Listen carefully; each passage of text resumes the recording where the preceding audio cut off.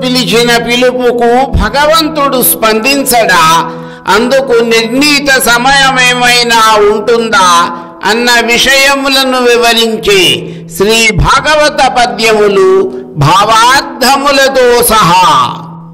తన స్వక్షేత్రమైన జలములో అత్యంత బలము కలిగిన మొసలికి, స్వతహాగానే బలవంతుడైన గజరాజుకు మధ్య జరిగిన 1000 ఏళ్ల భీకరమైన పోరులో మొసలి ధాటికి తట్టుకోలేక విలవిలలాడుతున్న గజరాజు తన స్వంత బలముపై ఆశలను వదులుకుని నెమ్మదిగా భగవంతుని శరణుజొచ్చడము ప్రారంభించాడు.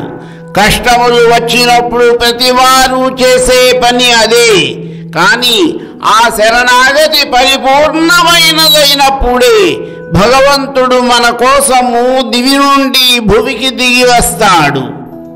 యోగాగ్నిదగ్ధ కర్ములు యోగీశ్వరులు ఏ మహాత్మునొండెరుగక సద్యోగ విభాసిత మనముల బాగుగా వీక్షింతురట్టి పరము భజింతున్.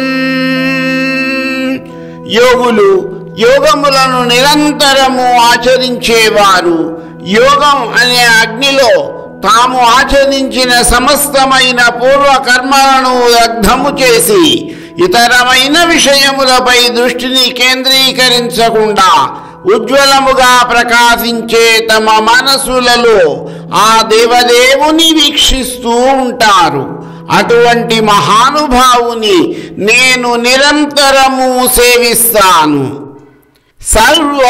సర్వాగమమ్నాయ జలధికి అపవర్గమయునికి ఉత్తమ మందిరునకు సకల గుణారణిచ్ఛన్న బోధాగ్నికి తన యంతరాజిల్లు ధన్యమతికి గుణలయోద్దీపిత గురుమానసునకు సంవర్తిత కర్మ నిర్వర్తితునకు దిశలేని నాబోటి పశువుల పాపం బులడచువానికి సమస్తాంతరాత్ముడై వెలుంగువాని కచ్చిన్నునకు భగవంతునకు తనూజపసు నివేశదార సుక్తులైన వారి కందగరాని వాని కాచరింతు వందనములు. పరమాత్ముడు సకల ఆగమములు వేదములు అనే నదులన్నీ కూడా సంగమ రూపమైన సముద్రము వంటి వాడు. మోక్షస్వరూపుడు, సమస్త సద్గుణములకు నిలయమైన వాడు.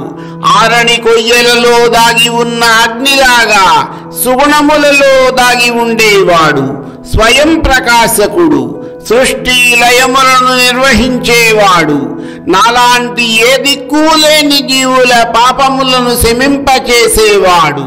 సర్వాంతరాత్మగా వెలుగువాడు, నాశరహితుడు, పూజ్యుడు.